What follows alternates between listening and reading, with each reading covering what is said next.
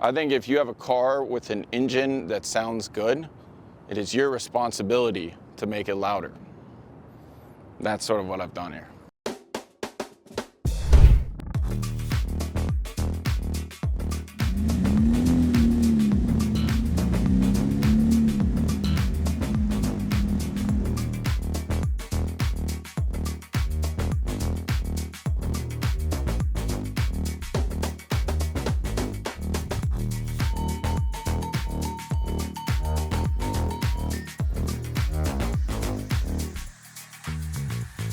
This is my Porsche 911 991.2.2 GT3RS in Miami blue. I haven't done a my new car video, right?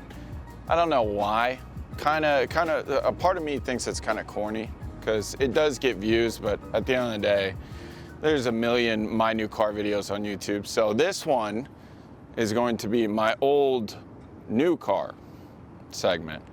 But yeah, Miami blue Porsche. Let's start from the front, work you guys to the back.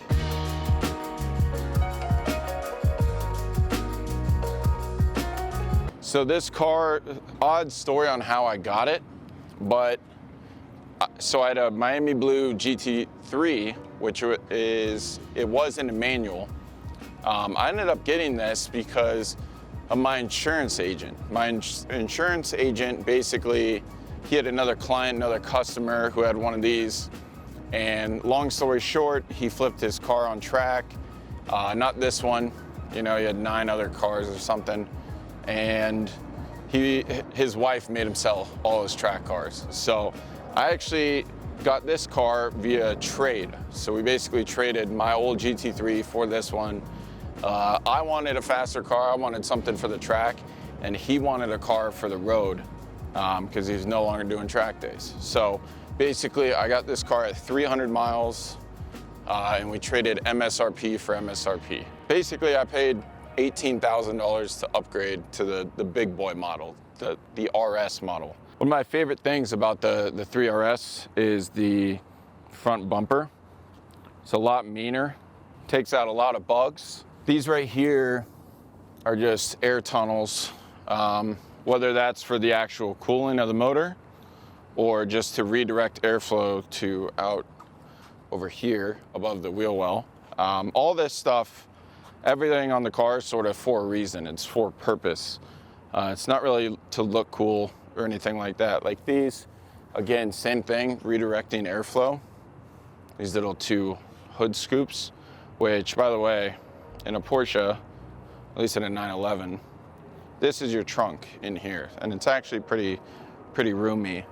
This model, the Porsche emblem is a sticker, a decal, or maybe it's painted on. I believe it's, who knows, who cares? Either way, it's not the actual badge, which I'm 50-50 on, because at the end of the day, the actual badge would look cool, but this is sort of a niche cool little side note about the car. When I originally got it, the wheels were black. And as you guys can see, this is the standard headlight. So this headlight is silver. There's no way to paint the inside. To upgrade to the PDLS headlights, it was $3,500 for each headlight, and then a $1,500 module to control it. So rather than doing that, I was like, you know what, let me just match the wheels to the headlights. So I got them painted in sort of an off color. Like Porsche does not make wheels this color, where it's sort of gunmetal-y, but it's also like very silver. Usually they do bright like aluminum, very dark gray or black. So this is sort of a mix between the dark gray and silver. Oh, and then they also do the gold, which you see, if you see gold wheels on a Porsche, I forget what they're called, what the version is, but those are magnesium wheels. They probably cost more than actual cars. At the end of the day, I looked into it and I was just like, man, I wish, because those magnesium wheels are super lightweight. At the end of the day, if you want to weight save anywhere in the car, you want to do it on stuff that actually moves, spins. So the unsprung mass.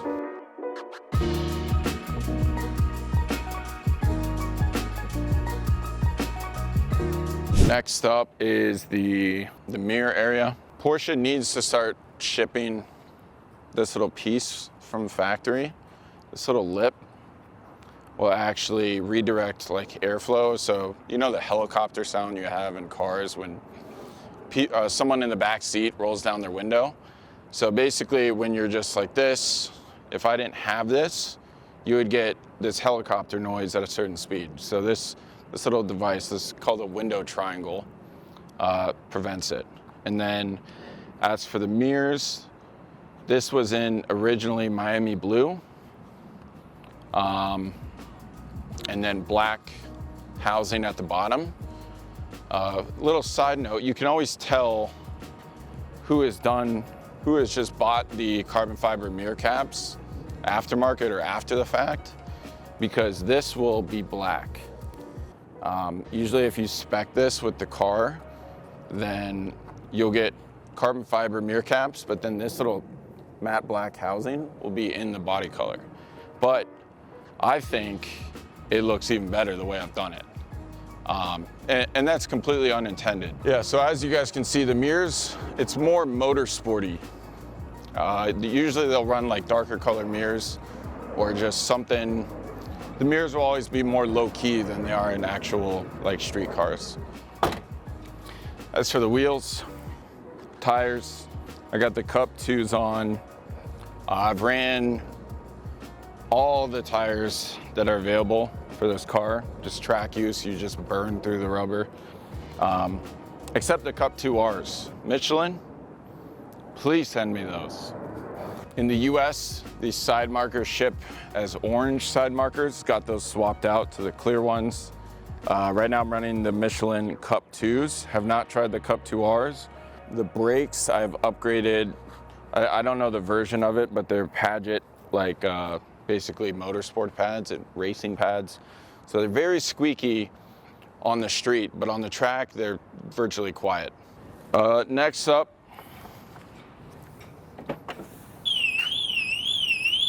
keys right behind you.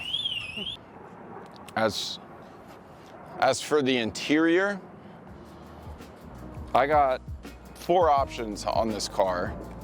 One of them is the painted seat belts, the painted interior, front axle lift, so it goes up and down on push of a button, and extended fuel tank. But that's it. And what's funny is that it's probably faster than most 3RSs, because all those extra options, at the end of the day, they add weight. Like the only leather in this entire car is the leather from the actual bucket seats. I got this little thing, this neck pad. Those were removed. They basically, when you have a helmet on and a Hans device, the little, neck saver thing, this little pad will block it.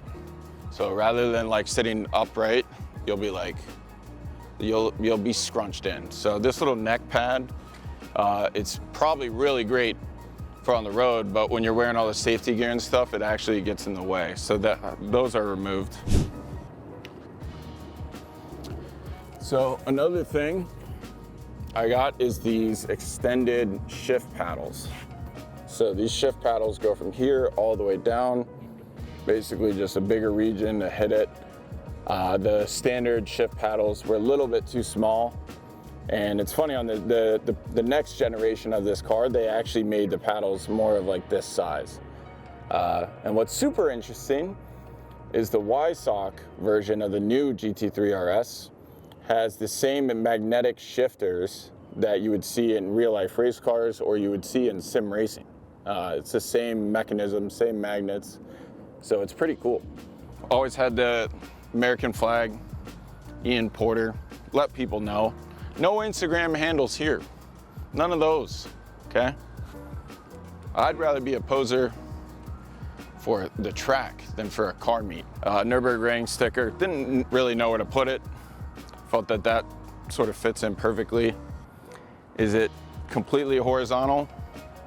I don't know, maybe, maybe not. These are the air intakes.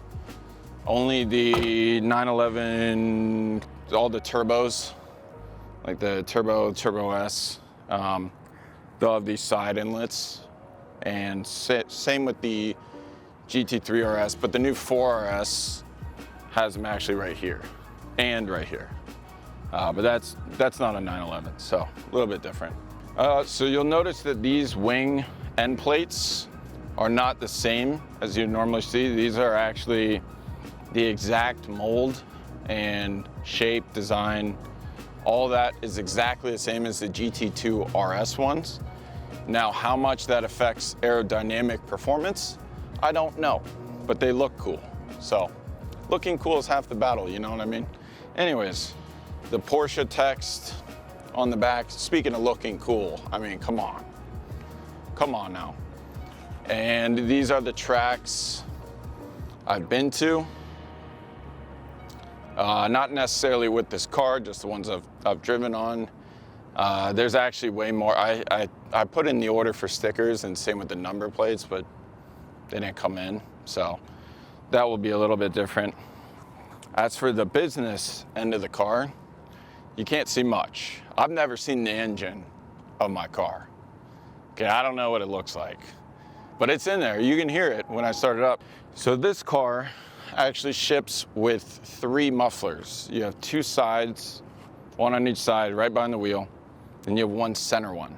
I live in Texas. No thank you, okay? So I got that one deleted, this one deleted, gone. And not only that, I got the headers to match the whole system. So from engine to headers to sides with catalytic converters, all the way to the center tips, it's all Akrapovic, full titanium, sounds incredible. To me, I think if you have a car with an engine that sounds good, it is your responsibility to make it louder. That's sort of what I've done here. But if you're, a disclaimer, if your car doesn't sound good, don't do this. Do not do this, okay? But this thing screams. Point 2 is in the 991.2, this version. It's sort of special because it has the same engine, the same motor from the, I believe it's the RSR. So same, I'm pretty sure all the GT3 cars have it. The Cup car has it. Like they all run the same motor, just different versions, tuning wise. But this car has that motor. So it's pretty much bulletproof. The GT3RS, this version's YSOC version ships with a roll cage to everywhere in the world but the US. For some reason, you can't get roll cages in the US. It's like a safety issue. But the weird part is if you put one in, they don't care. So they won't sell you a car with the roll cage, but if you put it in, it's fine. How's that make sense? So this is the same version of that roll cage, it's just not in titanium like it would be in the YSOC version. Those little hooks, that's where you would clip on your harnesses that go over your shoulder. As for like the sides, it's already all right here. Mine has a seat cutout on the driver's side. The passenger side doesn't, because you have to get through, you would literally have to drill into the seat to get it. So it's not really worth it. Plus I have no friends. But anyways, guys, that was the GT3RS, probably my favorite car I've ever owned. Probably still my favorite car of all time. It's just got so much character driving. And that's sort of the hard part about doing my new car reviews is, you know, we're at the very end of it, and I haven't even started to tell you how it feels. And it's very difficult for me to even if I got started now, we'd be here for about 30 minutes. I'd go home with a sunburn, and you still wouldn't know what I'm talking about. But at the end of the day, if you guys have an opportunity to drive one of these or just ride along in a passenger seat, do it, because the feeling of these things is unlike any other car in the world.